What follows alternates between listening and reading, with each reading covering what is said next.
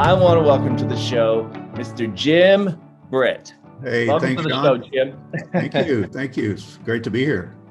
So great to have you. And you're coming to us from California, is that right? Yeah, and Northern California foothills, if you know the area between Sacramento and Lake Tahoe.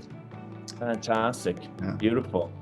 Amazing. You and I have been talking a few times, since COVID happened, and I couldn't think of a better person to have on than, the success coach, which you are. So I wanted to just jump right in with you, Jim, and talk about success. What does success mean to you, and how do we achieve success when we have challenging times?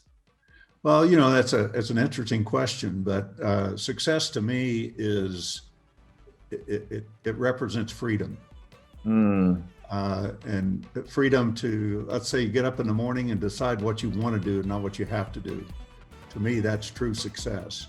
And whether it takes, living in a cabin in the woods to have that, or having a big home and property and a staff or whatever it is that you want, the end result should be freedom to be able to do what you want to do, and not let money be the decision maker in how you live your life.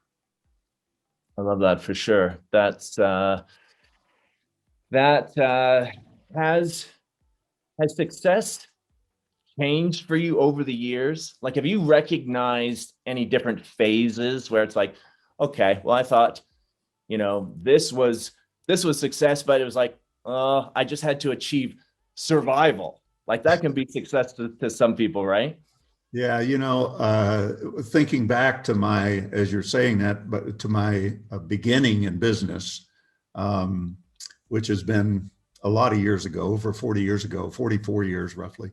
I'm a high school dropout, no business experience back then, no money, worked in a factory on an assembly line, didn't know but what I'd be there the rest of my life. And some fella came by one night. I was working the swing shift. I got off at 12:30 midnight, and the next night was my night off. And he walks by and he said, "Hey, you going to work in this factory the rest of your life?" And I'm going, "I don't know, maybe." And I was 22 years old and I didn't know. It was a job, and I felt fortunate to have one. He said, "You want to make some extra money?" And I said, "Sure, I'm always open to that. What do you got in mind?" He said, "Come go to this meeting with me tomorrow night."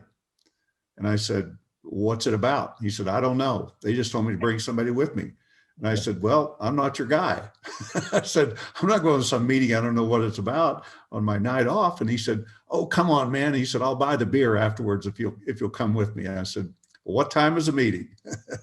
So I went for the beer, not for the business opportunity. But I sat through a life-changing event for me. I sat through an hour with two speakers, and this business opportunity was in a direct sales company, just unfolded in front of me. I've never seen anything like it. And my mind goes to work, and I start telling myself, I can do this, I can do this, I can do this. And before it was over, I said, I'm going to do this. And big problem, it cost $4,000 to get started. And I had $9 in the bank, and that would be gone by Friday. And I didn't know anybody that had any more money than I did. So I committed to it, long story short. And I thought that I could just go to my bank the next day and borrow the money. Well, my banker turned me down. Even I threatened to move my $9 out of his bank, and that didn't faze him at all. And I ended up going to 23 banks and loan companies before I found one that would loan me the money. And I got the money, got started. I quit my job the next day, launched off into the business. The only training I had was the fellow that night. He said, "Your job is talking to people. If you talk a little, you'll learn a little. If you talk a lot, you'll learn a lot." I said, "Well, how much is a lot?" And he said, 10 a day. I said, "That's what I'm going to do." And we didn't have internet and all, Facebook and all this stuff. We didn't have a brochure. And so I went out to talk to 10 people every day, and I did that for a year. I didn't miss a day talking to 10 strangers every day. And at the end of the year, I had 3,650 plus people that told me no. Nobody bought from me, but I wouldn't quit. I would not quit. And looking back, I'm going, gosh, you must have been stupid. Why did you do that for a year? You know, and I had tough times. Here I sat in my home that already had been foreclosed. I had 5 days by order of the sheriff living on the street. I had to be out 5 days. Both of my vehicles had been repoed. All of my furniture had been taken. I had 15 cents in my pocket, a wife and a child. And I still wouldn't quit. And what happened was kind of a miracle, I guess. A guy knocked on my door from the company and he said, I understand you're a hard worker, but you're not making any money. Let's talk.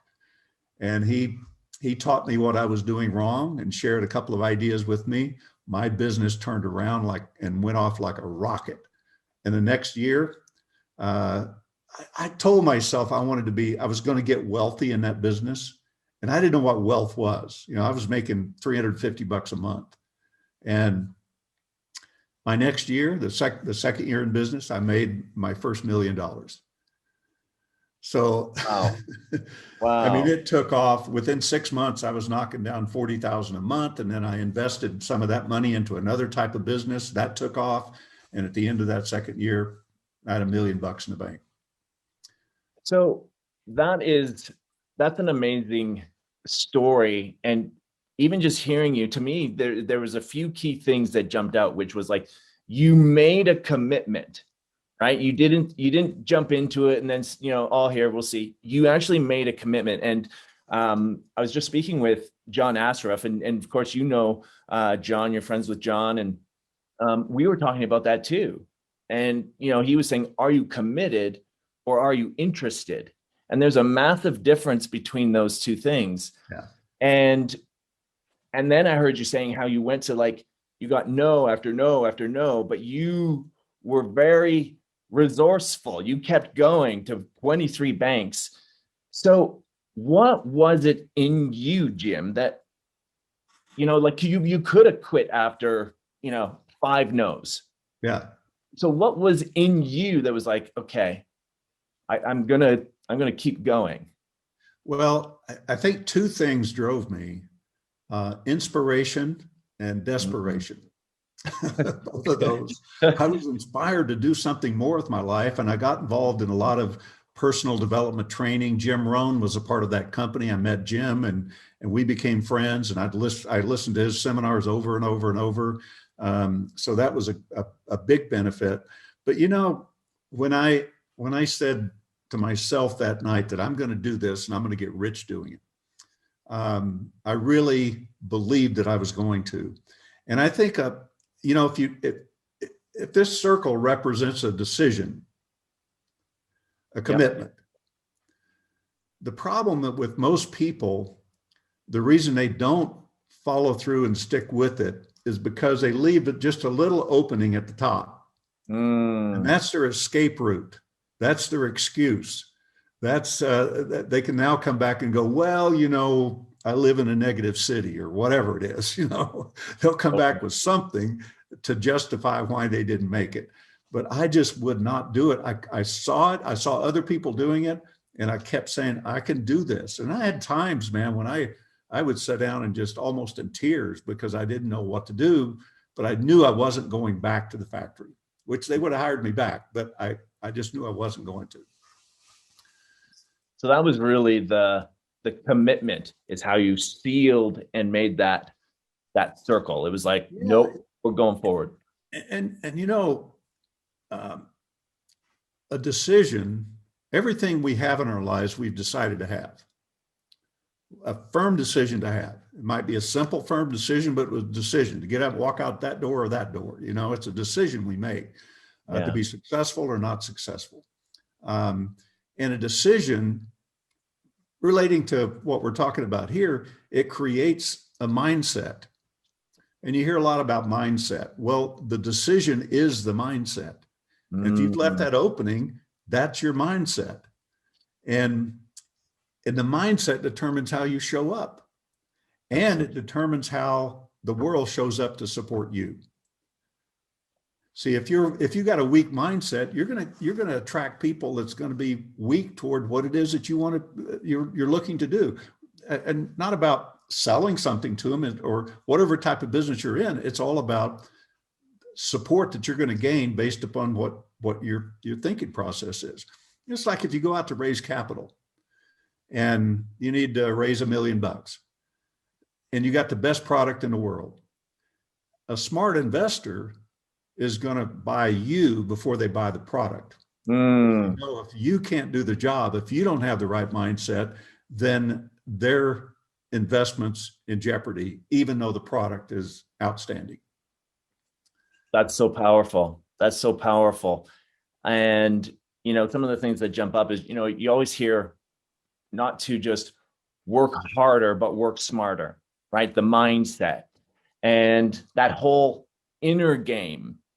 And so would you say that really strengthening that inner game, that inside world, has everything that if we're struggling outside in our outer environment, it has to start internally? Yeah, it always starts internally. And, you know, we're programmed from childhood, from the time we're born, we know nothing, and we're programmed to be who we are today by parents, by relatives, by society, by television, by peer groups, you name it. We get programmed. I saw an interview recently with Tony Robbins and a robot. I don't know if you've seen that or not, but I haven't. No. Google it. You can probably find it, but Google it. Pretty interesting, but they actually carry on an intelligent conversation. So Tony asked this robot, her name was Sophia. He said, well, Sophia, he said, do you have feelings and emotions? And she said, no, robots don't have feelings and emotions, but we understand them. And he said, what do you know about quantum physics? And she says, I don't know much about quantum physics, but when I learn it, I'll know everything. I'm going, wow. And then the last question really got me. He said, how do robots, what's the difference between a robot and a human?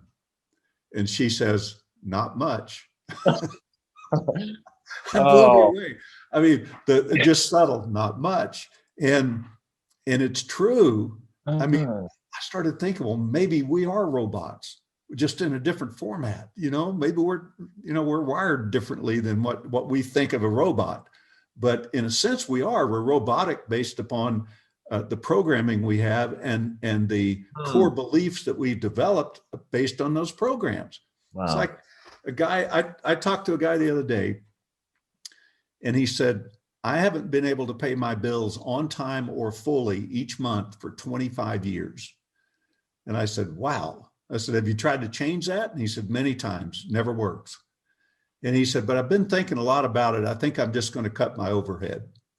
I said, well, there's nothing wrong with that. But I said, in 2 months, maybe 3 at the outside, you'll be back not be able to pay your bills on time. He said, well, how do you know that? And I said, you're addicted to it. You've got a core belief. You've been doing it 25 years. What makes you think you could change? And it's true. And I said, unless somebody like myself or somebody else walks you through how to break that addictive cycle, you're going to stay in it for the rest of your life. And he goes, wow. And it's true. Yeah, I mean, you can see people and see things that they're doing that's wrong or that's not productive for them. Yeah. But yet they can't see it themselves because they're in it. You know, it's like when I go in to consult with a company, you know, they think I'm brilliant because I see the things that are wrong. They can't see them because they're too close to it. Right. I'm not brilliant. I've just come in and say, you know, I see these things. Yeah. And so it's a matter of understanding how that addictive cycle takes place. And the more you try to break free of it and fail, it's self-reinforcing and the stronger it becomes. So, you know, I love what you're saying, Jim, because right now we have a lot of entrepreneurs, CEOs, business owners listening and watching to us. And a lot of the things that they're facing right now is fear. And, you know, it's fear of, oh, geez, you know, the economy, the world right now. is so unstable and so much is changing. And so when you say addicted to what it is that they're in, is that what you also mean by it's the fear, and how we handle that fear is actually an element of what success is Yeah, how to move forward? yeah, that's part of it. I mean, fear is, it's not real unless you make it real. It's a made up story. I mean, I used to say, well, unless a bear is chasing you through the woods, then that's real fear. And I'm going, no, that's still a made up story, because you make up in your mind, if that bear catches me, this is what's going to happen. And I think it goes all the way back to our ancestry. If you could agree that you had the DNA of your parents in you, then you must have the DNA of your grandparents and your great grandparents and so on, all the way back to when we lived in a cave. And our two dominant thought processes were, number one, how do I kill something to eat? And number two, how do I keep from being killed and eaten? And that's where fear started. So I got to go find food, and I got to be careful not to get killed and eaten. So somebody, for example, walks up on stage in front of an audience, and their fear is getting up on stage. And they're, in a reality, that fear is being a fear of being killed and eaten, not literally, but the audience is going to consume them in some way or not approve of them or whatever. Yeah. So fear is just a made up story about some event that has not happened. And it's, if you see it for what it is, you can make up something different, or you can let go of that. You've got to break that cycle. That here's my objective. Somebody asked me how I handle stress, and I said, I don't do stress. And he said, well, how do you not do stress? And I said, well, stress comes from trying to control things that's beyond your control. Yeah, I mean, almost all stress is trying to control things beyond your control. It's like trying to control the weather. Well, don't stress out about it. It's just weather, Right. It's going to be what it's going to be. But if you can change things, change it. If something you can do to make a difference, do it. But if you can't, let go of it, move on. People say, well, it's not that easy to let go. I'm going, okay, well, I've got this pair of glasses in my hand. Now I can choose to carry them around in my hand for the rest of my life, or I can choose to lay it down. It's that simple to let go of something. Just don't give it energy. Move on. If you can't control it, move on. Absolutely. Wow. And as you're saying, as you're talking about letting go, and I know you've done a lot of work around letting go.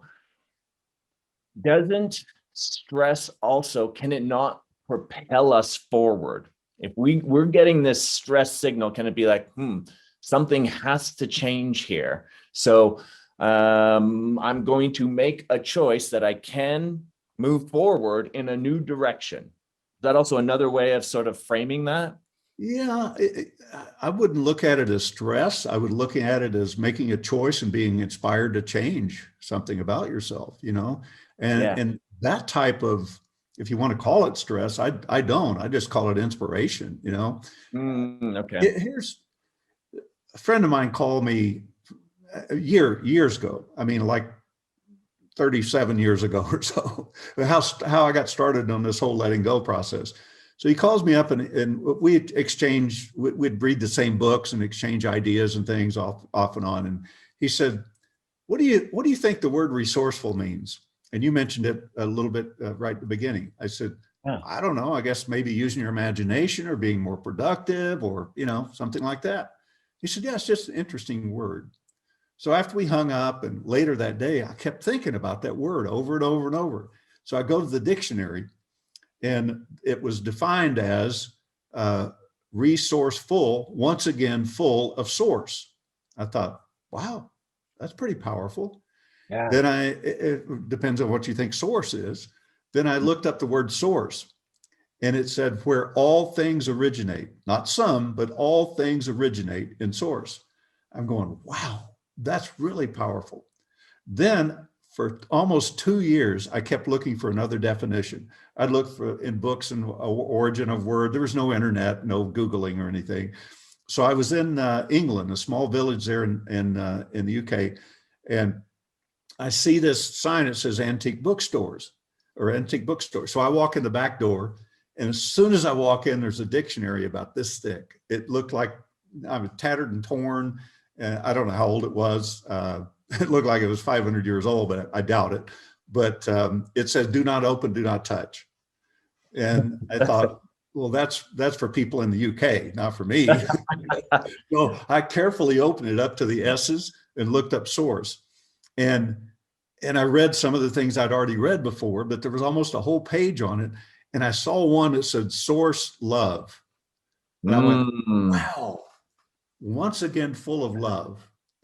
And I thought, wow, that is powerful, because when you think about it, when you decide to do something and you're inspired from within, you just fell in love with that thing that you want to do. You fell in love with it. So when you make a decision, you fall in love with it. And if you make a half-hearted decision, you're falling partially in love with it, and the rest of it's outside of there somewhere. So, you know, when somebody decides they're going to do something, set their goals, whatever they do, you fall in love, and that's where all things originate. Your only other option is falling into fear with it. Then when I thought about that for a while, I thought, there's a problem here. If all things originate in love, where does fear come from? And I thought, didn't take me long to figure it out. It's proof that we can create, because we're making up something in our minds. We're using love to create fear, and we're experiencing the fear that's made in love. And it's love giving us the fear, saying, if you can handle this, you can have more of me. Wow. Wow. So fear is very purposeful to drive us forward if we can view it properly. Yeah. Well, think about it. I would say the average person out there spends 90% of their waking hours thinking about what they don't want. Yeah. Not what they do want. Moving, yep. I mean, they're caught up in problems and caught up in this and that and thinking about paying their bills and doing all, none of that's productive. So that's where letting go comes in. If you can truly learn to disconnect from those things, you'll be 10 times as productive. You want a time management course? That's the best one you could ever have. I mean, I get more done now than, I mean, I don't hang on to much of anything. I mean, if it happens, it happened, and I've moved on. I mean, sometimes in seconds. So wow. It just puts you back in a productive state, you know? That seems to be where, you know, you hear the word flow, to be in flow or creativity. It's like you're not hindering the flow of inspiration or creativity. It's just, no, okay, this happened, make a decision, like you're saying. Yeah. What's your choice? And to really use the fear to just get back more into love. Is that what you would call vision and the importance of having a real vision for your life? Absolutely. Yeah. Core values, which, you know, which ties into your vision, or should tie into it. If you've got a vision of one thing and your core values tell you something else, and you're out of sync with that. You got to have both of them together, you know? So yeah, if you establish your core values, and I never really looked at them until, you know, years and years later. I mean, I never looked at my core values in my 20s or 30s, but as I got older, I started looking at what's more valuable to me. Where do I want to spend my time, and what am I here for? What's my purpose here on planet Earth? You know, and you know, you establish those values, and when those are established, most of your decisions are made for you. I mean, a good portion of them are already made. If you've got a core value of honesty, and somebody approaches you and say, "Hey, let's do this," and it's a little bit dishonest, or you know, the decision's already made. It's a no, can't do that. You know, so it's really important that we do that. That's incredible, because that's where I wanted to ask you next, was the real value of your purpose. And if we're, say, struggling to find our purpose, What are some of the things that we can do to even like, begin to, because it seems like when there are challenges, just like what we've been talking about, Jim, is that can be an opportunity to redefine what you do value in order to try and get closer to your purpose. Would you agree with that or expand on that? Yeah. Probably the question I get more than anything else, whether I'm doing live events or one-on-one coaching, is what's my purpose in life? Yeah. I'm trying to find my purpose in life. I said, well, it's a simple answer. And it's the same one for everybody. It's what you're doing right now. What else could it be? That's what you're doing. So now, does that mean it can't change? Yeah, it can change. When you're finished doing what you do now, your next purpose is going to show up for you. When you make that decision, you're going to move to the next person or purpose. And when that one's finished, you'll move to the next one. And, it can be whatever you say it is. It's like a woman, she says, I feel so bad that sometimes because I'm not doing anything to help humanity. I said, well, are you happy? She said, oh yeah, I'm very happy. And I said, are you content with your life? Yeah, I'm very content. I said, do you go out and meet people and talk with them? And yeah, I do. I said, maybe that's your purpose, just to share happiness. She said, oh my God, I never thought about it that way. So it doesn't have to be something earth-shaking. Right.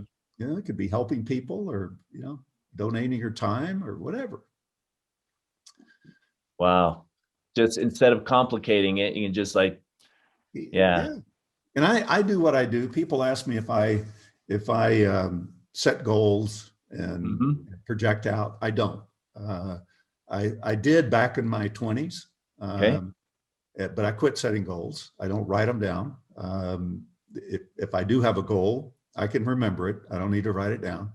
So to me, that's another way of saying I haven't made the decision yet. You think writing it down is going to make it happen for you? It's not. And if you need a reminder, you probably need to not have it. If you're going to write a book, you don't need to write down, I'm going to write a book. Just start typing. Let's get it written. So I've never planned anything. People say, well, where do you think you're going to be in 5 years? I said, I have no idea. I don't know where I'm going to be tomorrow. Next month. I don't know. I mean, I do what I do. I get up and make the best of every day. And I do decide I'm going to do things. Then I follow through with it. And I think it's like having a goal of writing a book, for example. I wrote two books in 2020. Both of them are about 300 pages. And I decided I was going to write it. I was going to write one on entrepreneurship and one on what happens up here in the subconscious mind. And the book was the decision. The chapters are the incremental steps to getting to the end result. So I wrote down my chapter titles and I just started to work on each one of them. And I thought, I can write 10 pages a day if nobody bothers me. Which in a month you can have a 300-page book written. And if you only want to write 5 pages a day, then in 2 months, so it's not a big feat. It's if you've got the knowledge to put on paper. If you got to do a lot of research and stuff, then it's going to take longer. But still, that's just one example. But yeah, and I really, what jumps out to me, Jim, is we go back to then, the commitment. You wake up and you have an inspiration. You're following inspiration. And there's a decision to be made, which is like, okay, what do I feel like doing? Where's my love, right? Which again it seems like you're following that source, becoming full of source, and it will guide you. Yeah. You make a decision and then commit to it. And then it just happens. You just move with that within each moment. And you're just constantly, it's almost like A or B. What's it going to be? Do I want to do this or do that? And then you just continue to go. And that just seems like it's harmony. Yeah. It's an act of self-observation, which is more than self-awareness. You can be aware that you're angry, depressed, broke, whatever. You can be aware of that, but doesn't do anything except make you aware of it. Self-observation actually is where you separate yourself and watch yourself doing it. Okay. Yep. That's where true letting go comes in. You have to stop and look and go, there I am. off course again, or there I am scrolling through Facebook for 30 minutes. If my time is worth $500 an hour, that just cost me $250 to scroll through Facebook looking for likes.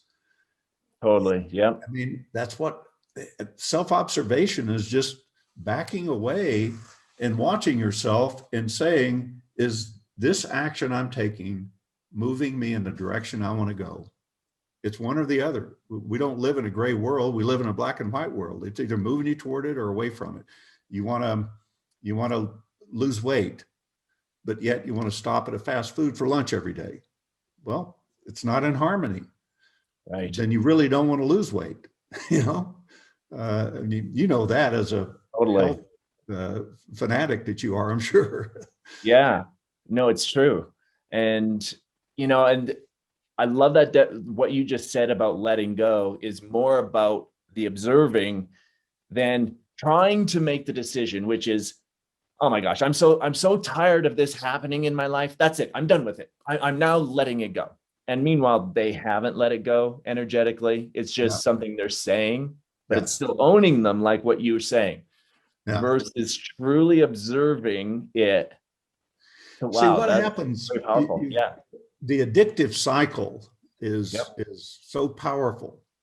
When you have an experience in your life, let's say, let's take a negative side, and let's say as a child, and you're 6 years old, and your parents, or one of your parents, keeps telling you you'll never amount to anything in your life. You'll never measure up to your siblings, or blah blah blah. Well, the child feels bad about it, but yet they look up to their parents as their authority. So they've now said to themselves, okay, I don't like feeling that, so I'm going to push it down. And they must be right too. So now they're carrying around that guilt of not ever going to be ever amount to anything. Yes. And so every experience we attach a feeling to. Feeling's not good, we push it down. And then the more we feel that way, the more we start to think in those terms. Maybe I am not worth anything. Right. Maybe I will not ever accomplish anything.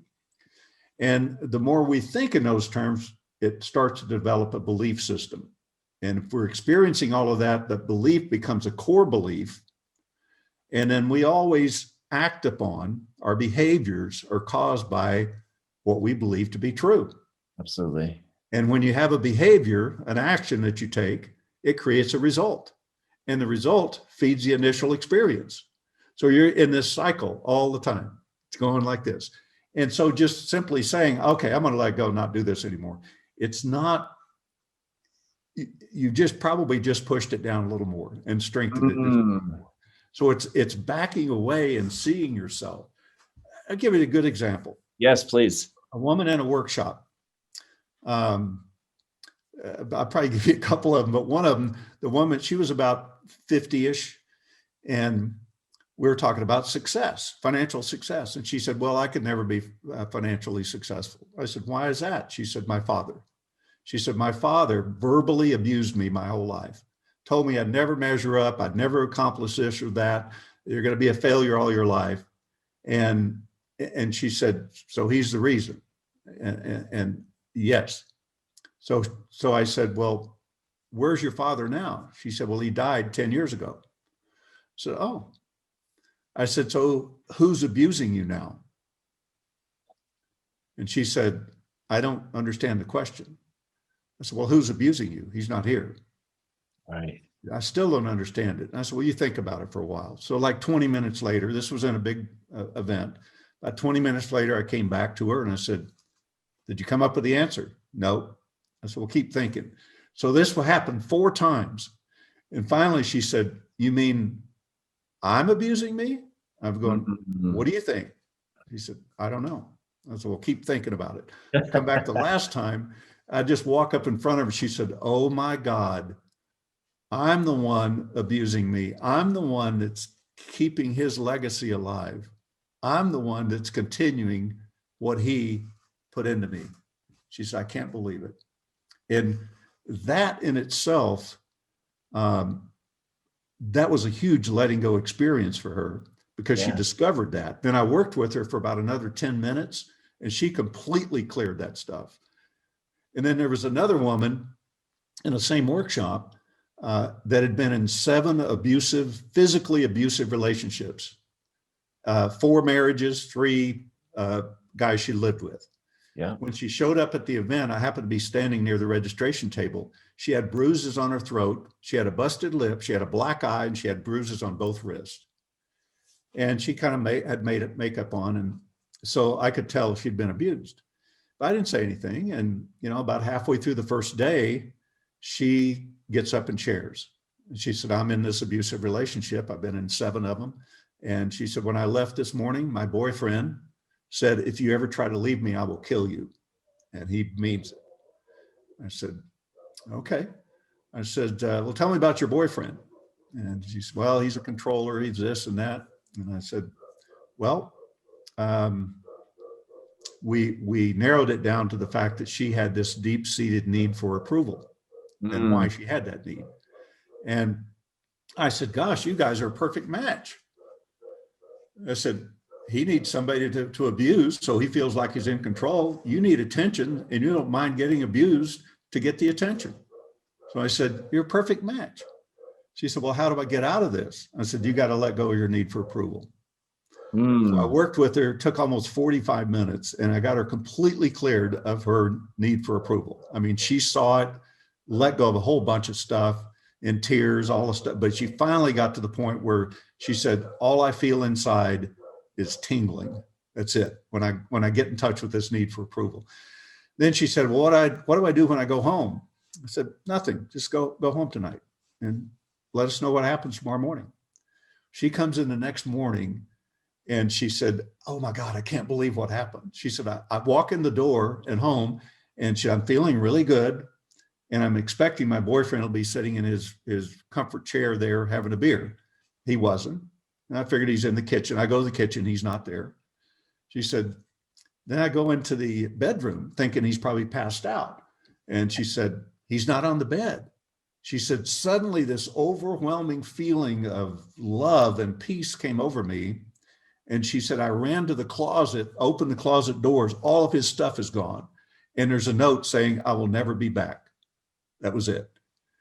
And she said, why did that happen? How did that happen that way? And I said, well, do you believe that we're energetically connected? Are we energy units? Totally. And we do telepathically communicate whether we know it or not. He felt when you let go of the need for approval, he no longer had a victim. And I said, he's off doing something else. And the last I heard from her, well, I actually stayed in touch with her for about 2 years. And she had another relationship, non-abusive, got married, happily married, and no abuse. So we're in control of our environment, not somebody else. Totally. We change, our surroundings change. The way we see the world changes, and the people we see within the world changes because they're no longer there to support the decision that you've made, in her case, the need for approval. So energetically learning to let go, where you really feel that freedom, which again, coming back to how you first started, what success is that freedom. Yeah. That's so powerful. Jim, that's incredible. Well, I kind of have a philosophy that you arrive here on earth with a certain amount of energy to burn up. And hanging on requires a huge amount of energy. Letting go doesn't require any. So it's just a choice.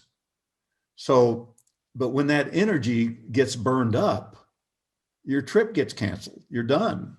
Yeah. So it's up to you how you want to burn it up. I was in a friend's car one day, and I noticed when he turned the wheel of the car, it's been years ago, the steering wheel was slightly bent. And I said, Tom, do you know your steering wheel is bent a little bit? He said, yeah. He said, I was in traffic the other day, and I was so angry that I pushed on the wheel and I bent the steering wheel. I'm going, wow. I mean, that's a lot of energy that he just burned up. And unfortunately, he died at an early age. So I don't know if he burned up a lot every day like that or what, but so. That's incredible. That's incredible. And I know, I know you're also big into to fitness or health, and that's just. Would you also just confirm that that's a flow of energy, just where energy is flowing through you? That's what health would be, even wealth. Yeah. I mean, I started about 40 some years ago, being health conscious and understanding that what I put in my mouth is going to either feed my body and nourish it, or it's going to kill it. One or the other. It's not, we don't live in a gray world again. It's black and white. It's either good for you or not good for you. Now, do I put things in my body occasionally that's not good for me? Probably. Well, yes, for sure. I mean, I'm not so strict that, if I'm at a party and they're serving pizza, I might have a piece, but I prefer to make my own pizza. Yeah. We eat organic. We have our own organic garden. We eat grass-fed beef. If we have beef, we eat free-range chicken and organic eggs, and you name it. And I exercise every day. Awesome. And I have for 40 some years. I mean, not to build my body, but to keep it toned and keep it fit. Yes. And people say, well, I don't have time to exercise. You don't have time not to exercise, because it's more productive. You feel better about yourself, and and your energy flow is better. You're more creative. And you know that. I mean, it's totally so critical, just like eating junk. I mean, if I had junk food for lunch, I might as well wipe out the rest of the day. It's not going to work for me. So, you can tell when you put the wrong thing in your body. So, especially when you get in tune with it. So, Absolutely. And I can honestly say I've never been sick. I've never missed a day's work in my whole life for being sick. And I probably was when I was a kid. I probably had the flu or something. I've never had the flu. I just don't have that consciousness. I can't even believe I could be sick, period. So, Wow. and maybe that's what, I think attitude has a lot to do with it. Yes. I mean, if I get a little cold or something, it's like I'm talking to my cells. I'm saying, hey, you guys work for me. Do your job, get rid of this stuff. It's your job. And I'm the CEO of this body. So you do your job that you're supposed to do and get rid of this virus. And it goes away in a day or two, But I also, like 5 years. So that's incredible. But I also know, even in just talking with you over the last, year, has been, even if something were to come on, like you start to get the sniffles or something, you automatically go into, okay, decision, drink more water. I'm going to, stop, putting the garbage in my mouth. So there is a decision that but you don't make it mean, oh God, now I gotta, you just like, no, here's the natural next choice I'm making. Yeah. That's what I think is so powerful just about what success is and what you demonstrate. It's incredible. It's I have a little term that I use all the time. Wherever you are, be there. Now, if you're working out, don't be thinking about the business while you're working out. Be there with your weights or whatever you're doing, and just be there. If you're having dinner with the family, be there. If you're enjoying yourself out fishing someplace, be there. Don't be someplace else. Don't try to experience two things at once. It just, it distracts, and I think it causes stress. Absolutely. Absolutely. Incredible. So, Jim, I know that you, you mentioned something. I actually wrote my book too last year, over when COVID first started, and it was the perfect, reason for me to dive into it. And you and I talked, and you'd mentioned that you'd done 2 books, and I'm like, oh, and now I'm looking at doing, book number 2. And I know that you're doing a lot now in that field. So what are you doing now and helping people who do want to, write a book or dive into that realm? Well, I think everybody should write a book, because I believe that everybody's got an experience that they could share that would help somebody else. Absolutely. And I think a lot of people want to write books. They just don't think they can. And I went for many, many years thinking the same thing. English was my worst subject in school. I dropped out of school in the 10th grade because of English, and I never thought I could write. And one day something just came over me and I decided to write my first book. And it was my story basically about how all of this came about. It came out in 1997 was my first book. And because it's my story and there's a lot of characters in my life that influenced me in different ways, I had to hire somebody to help me write it because I just couldn't get, my mind couldn't go there. I was pretty good at writing like a paragraph for a brochure or something like that, but to write a story about me and a conversation with somebody else. And so I hired this woman that helped me put it together. I went to Hawaii and spent about, I don't know, 5 weeks or so. And I talked, she typed. And then we wove it together in a story, and the book came out just absolutely magical. I think it's one of the best books that's ever been written. And Wow. You will not escape that book if you read it. It's just. And what book is that, Jim? It's called Rings of Truth. Yes. Okay. And it's my life story. There's it's about 95% true. We changed a couple of small locations to kind of make the book a little smaller because it was going to be 1,500 pages otherwise. It ended up about 360 pages. But and there's one fictional character in the book. And you're going to think there's two, but there's only one. So if you read it, you can make your own determination. Awesome. But what that taught me was, by the end of that book, it took 14 months to complete it. And then I didn't know if it was any good. I'd read it so many times, I just got tired of it. I'd read it 35 times. And I'm going, I don't even know if this is any good. So my wife reads it right before we go to publication. And she reads it cover to cover. I remember sitting with her, and she was the last page of the book. And I sat down beside her, I'm waiting, because she wouldn't give me any input until she finished it. And she is brutally honest. If it sucks, she goes, this book sucks. You know?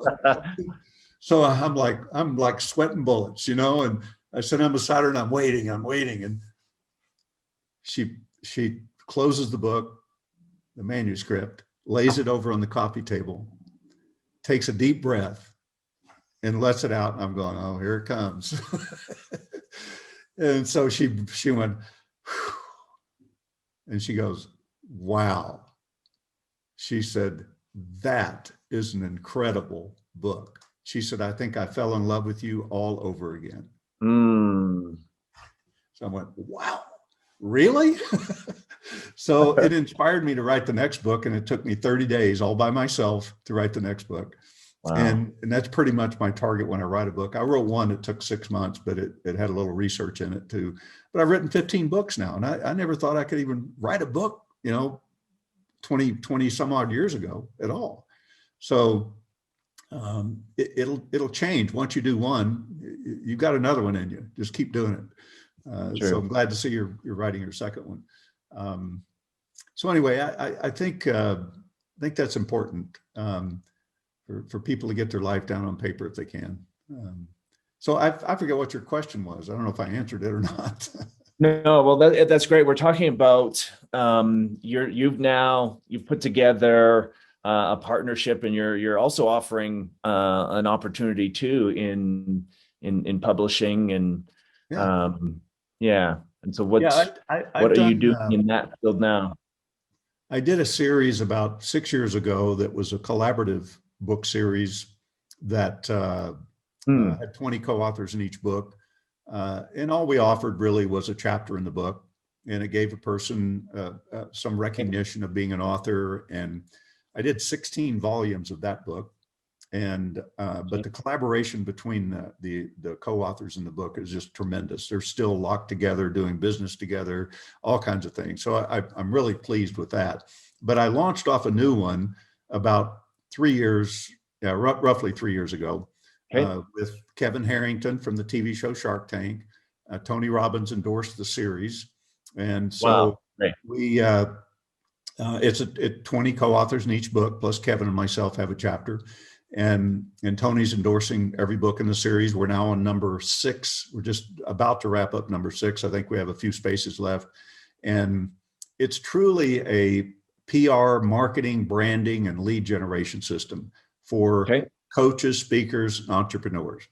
And it's amazing what all we're offering with it. I mean, I can't give you all the details, but it'd take too long, but it's amazing.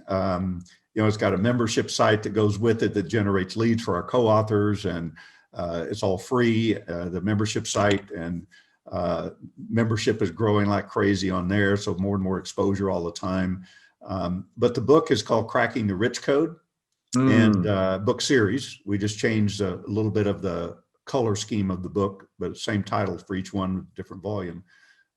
We chose that title because I would say 95% of the working population spends, maybe even 100%, spends 80% of their waking hours going after money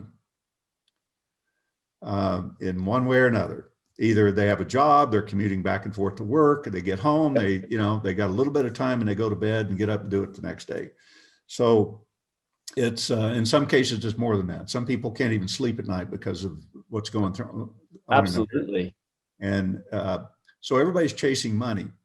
The problem is 95% of the population doesn't have enough. They just get by. And some places they don't even get by. Just take the US and Canada, North America here. People live a little bit beyond their means most of the time. Yeah. Then they get a pay raise and go, oh, wow, I'm making $500 more per month. I can now afford that new car. So now they just absorb that. But true freedom is not paying your bills on time. True freedom, I mean, that's part of it, being able to pay your bills, but true freedom is being able to get up in the morning and decide what you want to do instead of what you have to do. Yeah. So our purpose there, it's like a friend of mine years back, he said, I sell people what they want, but I give them what they need. Absolutely. What do you mean? He said, well, I mean, if you look at our book, Cracking the Rich Code, how many people want to be rich? Well, rich could be rich in health, rich in money, rich in relationships, rich in time freedom, all of those things. But the title attracts people because they want to be rich. Yes. But the topics within it is just amazing. I mean, we've got health and wellness, we've got leadership, we got one of the Harlem Globetrotters. He talks about entrepreneurship, just a sharp guy. We got the Entrepreneur of the Year that's in the franchise business. We got a woman with one of the top rated syndicated radio shows. Wow. We've got a guy that's the number one body language reader in the world. Dr. Phil, and his show he's done 3 specials on him. Netflix is doing a full-length movie and a series on him. And he's in volume 5. The guy is brilliant. You don't want to sit in front of him and try to lie.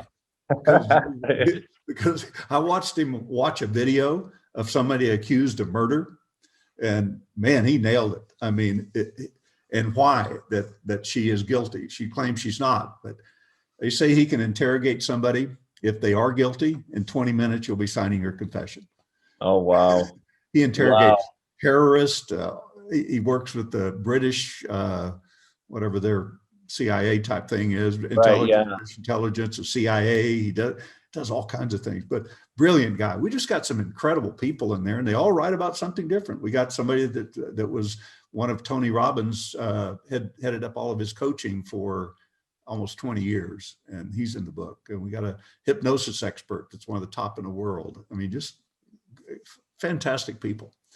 Oh my gosh, that's incredible. So we can get involved in that, and I'll be sure to put your links and everything. We can, I'll grab those from you, and we can make sure that we've got that all up there. There's a link to a short video that kind of explains the details of what we're doing. I can share that with you later. And yeah, absolutely. And my personal link on my website is jimbritt.com.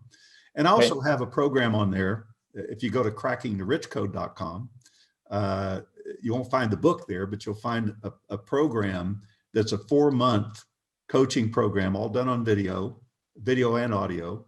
But it gives you input daily in one form or another for 4 months to change your subconscious programming regarding your relationship with money. And Mm. I mean, watch some of the testimonies. It's only been up there for, a few months, but the testimony is already coming back. Just incredible. Yeah. So perfect for, entrepreneurs, CEOs, business owners to just really take their business and life, Yeah.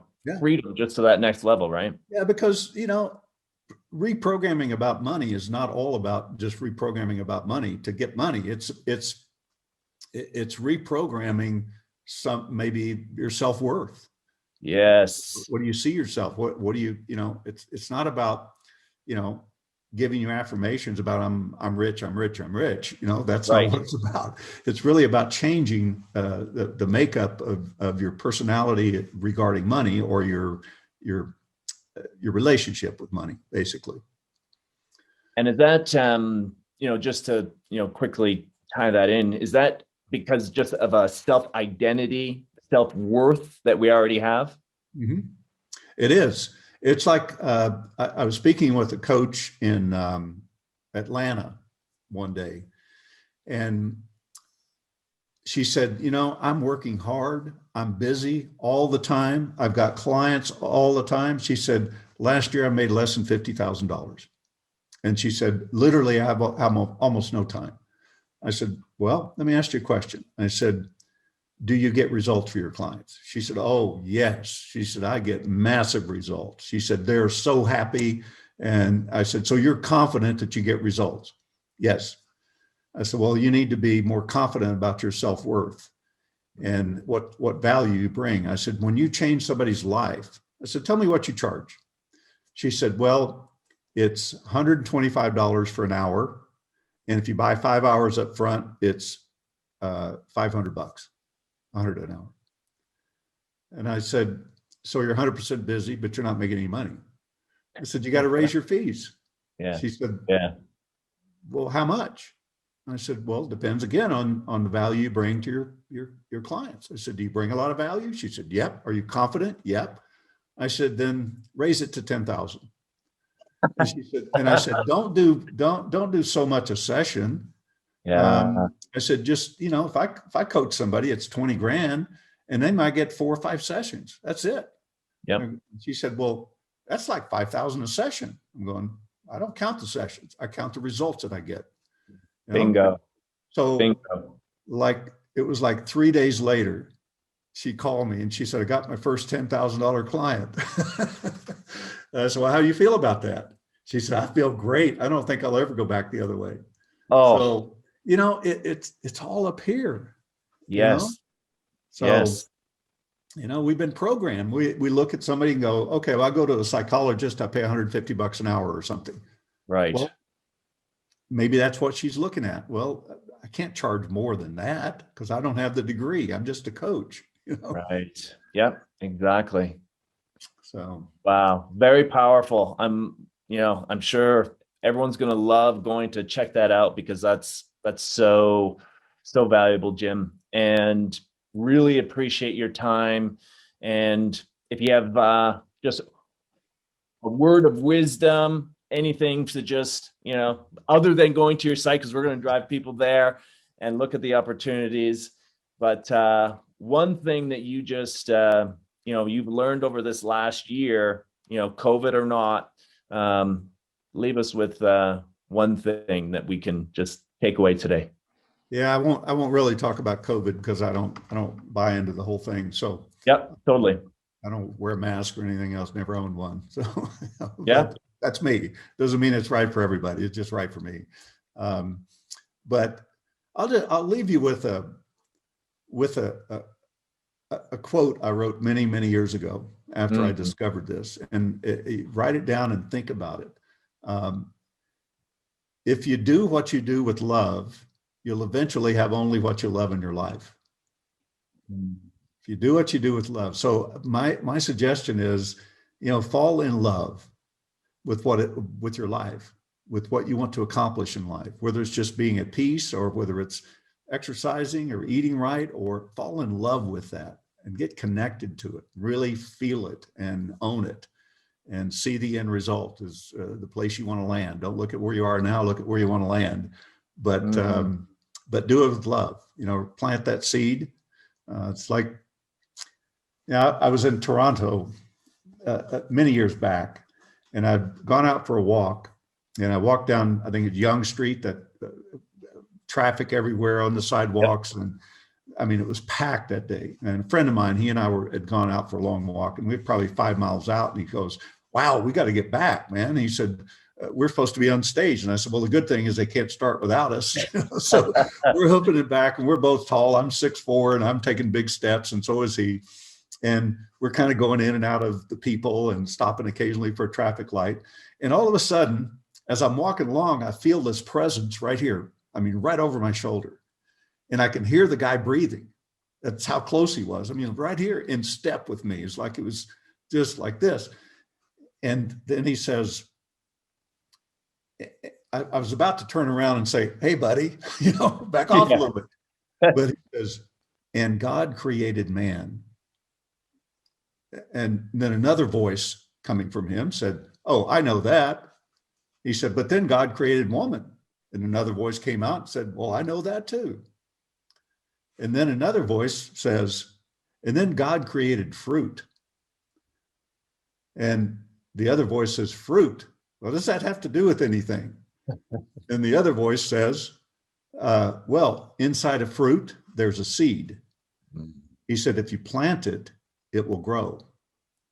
And if you don't, it won't." And I was about to turn around and say, "Give me the rest of the seminar," but he turned and went that way, and I kept going this way. And I kept thinking about that. If you plant the seed, it will grow. And if you don't, it won't. So when you decide you're going to do something, you're planting a seed. You're committing that seed to the ground to grow, and you're planting it in love. And it will flourish from there. So what if you dreamed a love story and you got to play the leading role? How would that story go? What if you dreamed that you could have anything your heart desired? What is it that your heart desires? What if you dreamed that the world went silent for the day? What would you do with your quiet time? What if you dreamed that it rained musical notes? What song is going to be playing for you? Totally. Dream. I mean, dream big. I mean, it's so much more inspiring to dream big than to be focused on what's not working, because that's what you're dreaming about. Yeah. So change the dream. Do what you do with love, and you'll eventually have only. Do what you do with love, and you'll eventually have only what you love in your life. Brilliant, Jim. Wow, that's incredible. Oh, thank you so much for your time. That's been absolutely brilliant. So my pleasure.